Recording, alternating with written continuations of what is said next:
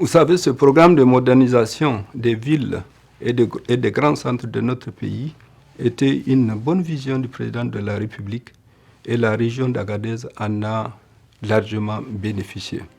Dans la ville, il y a eu plusieurs infrastructures socio-économiques, mais qui peuvent s'étaler aussi aux aspects culturels et sportifs.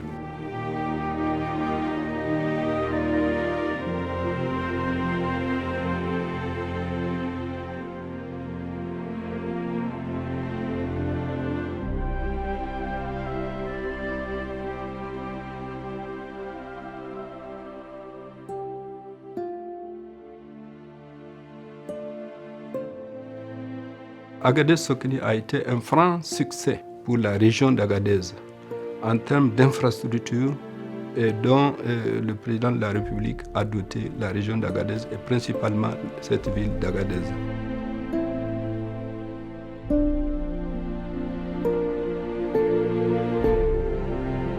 Wannan abu za mu yi murna da shi mai alfahari kuma ya zan dole daga gare mu. Fuski a tarihin Nijar, kaf gaba ɗaya agar kwalta guda muka taɓa samu daga 1979 har zuwa lokacin da Allah ya kawo Isufu. Yau sai ga mu kaɗe banda na Sokani da an ka samu sai ga mu Buhari Irban mun tashi sama ga kilomitar 10 wanda ya shafi sama ga hanya 7 a cikin garin Agadez. Bayan wannan a fi sabilillahi a yau ga mu mun amfana da university tamu. Abinda ba mu da shi ba mu san da shi ba.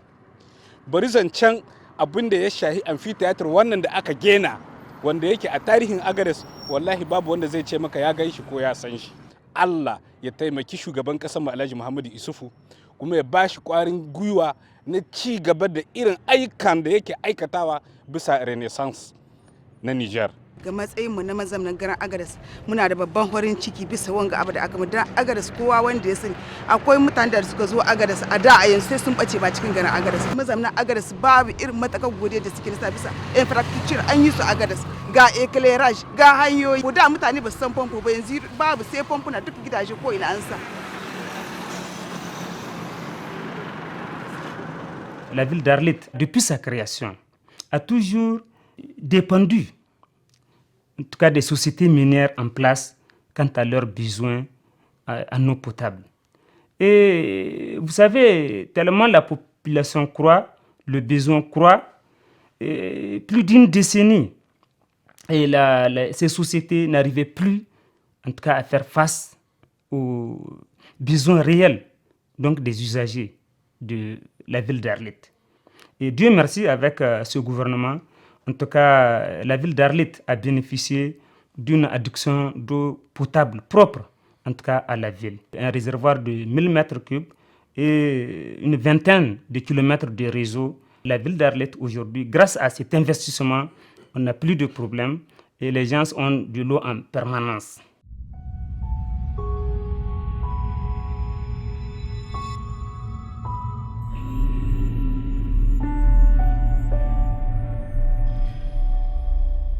Nous avons enregistré des avancées significatives dans la gestion de nos activités à travers les services de santé. Nous avons bénéficié vraiment d'affectation des spécialistes. Et particulièrement, aujourd'hui, nous avons pu ouvrir ici des services à haut niveau de spécialité, tels qu'un ophtalmologue. Nous avons un ophtalmologue, nous avons un médecin interniste et nous avons un pneumologue, ce qui n'existait pas auparavant. Et un autre apport a été celui du développement des ressources humaines. Là, il faut se dire que les ratios ont connu un véritable changement dans le sens de la hausse. Si nous prenons pour ce qui est des médecins, nous sommes passés de 30 médecins à 42 médecins. Pour le ratio, ça veut dire de 1 médecin pour 17 000 habitants et nous sommes passés aujourd'hui à un médecin pour 13 946 habitants. Bien sûr, la norme étant de 1 médecin pour 10 000. Pour ce qui est des infirmiers, nous sommes passés de 296 infirmiers. Ça soit un infirmier pour 1727 habitants à 472 infirmiers, ce qui nous donne un ratio de 1 infirmier pour 1241 habitants. Bien sûr, la fourchette de l'OMS, c'est de rester dans les normes de 1 médecin pour 5000 habitants. La couverture sanitaire, en 2011, elle était de 62,78%. Aujourd'hui, nous sommes à 68,35%. Donc la région d'Agadez a déjà même dépassé l'objectif parce que nous sommes un carrefour. La population qu'on a, c'est juste la population estimée, mais avec la migration, avec les échanges et compte tenu de notre position géographique, et nous adressons des taux qui sont aujourd'hui très élevés.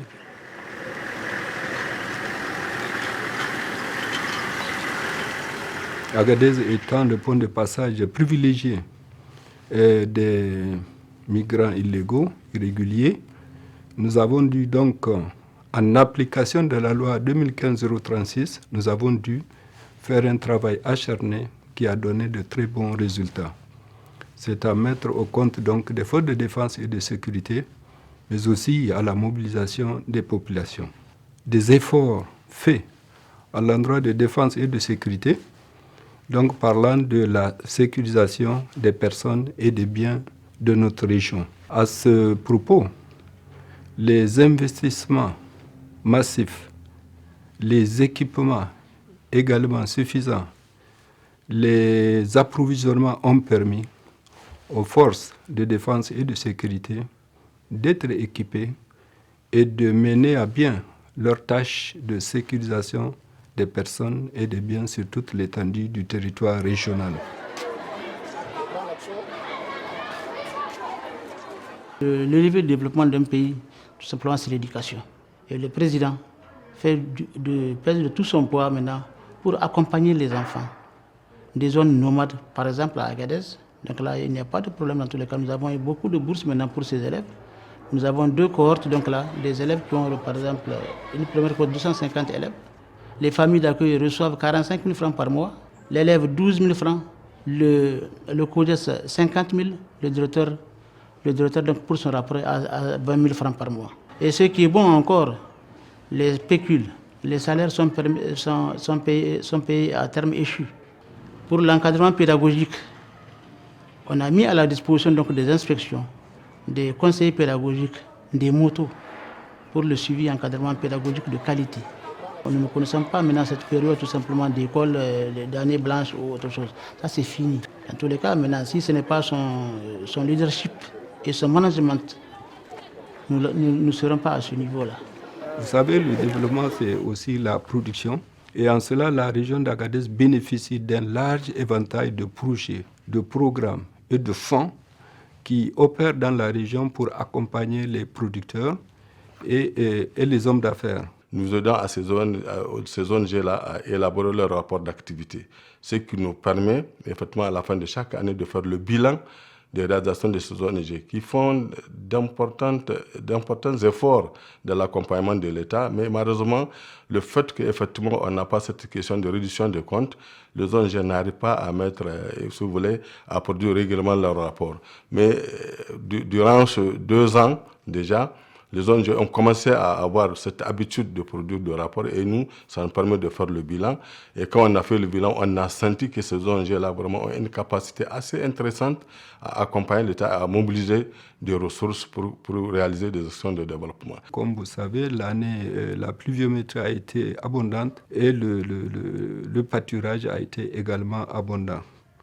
La santé animale est suivie et globalement, en termes de développement, concernant l'agriculture et l'élevage, la situation est très bonne. En ce qui concerne le volet élevage, la région d'Agadez a bénéficié en tout cas d'importants investissements qui ont permis notamment dans le cadre de la santé animale à l'amélioration significative du taux de couverture vaccinale chez les bovins, chez les petits ruminants à travers lesquels nous en faisons chaque année une campagne gratuite de vaccination contre les principales épizooties qui sont la peste des petits ruminants, la péripneumonie contagieuse bovine et également la pasteurellose des camélidés.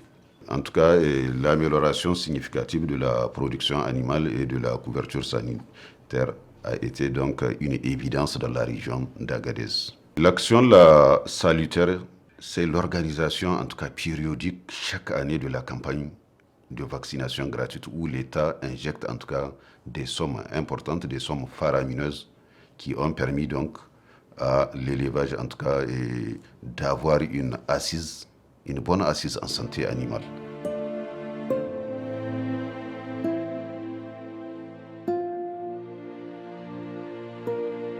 quand vous prenez la culture de l'oignon, nous avons en 2011 427 hectares.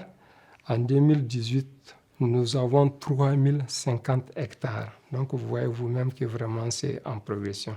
Et c'est pour cela que les productions des cultures irriguées obtenues en 2011 s'élèvent à 15 000 tonnes, comparativement à cette année où on a eu 143,026 tonnes. Donc vraiment c'est en progression.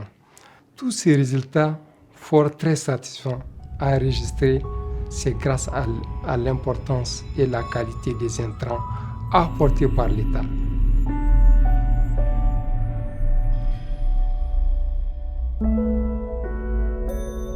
En termes d'innovation, nous avons les réseaux californiens, nous avons les ouvrages de mobilisation des eaux qui ont permis donc d'augmenter énormément les superficies agricoles, surtout en exploitation irriguée. Tout cela a concouru donc à une augmentation de superficie exploitée par le passé. Donc c'est des petits lopins de terre qui sont exploités, mais maintenant avec ces innovations, nous trouvons que la superficie par exploitant a augmenté. Wanga aiki na garake mun jima muna yin shi. Da kala a gargajiyance ne muke yin shi, bamu samu tallafi ba, amma yanzu da muka samu tallafi alhamdulillah. Ka san da in muka sako ruwa ƙasa ce take shan su, amma yanzu an ba mu tiyi karuwan sa muna samun sauƙin zuwarsu. Alhamdulillah wanga tsari na shugaban ƙasa na ɗan Nijar ya ci da ɗan Nijar mun samu karuwa cikin shi ƙwarai. Mun koya abin da bamu sani ba, mun samu farmasiyon, mun samu waye kai.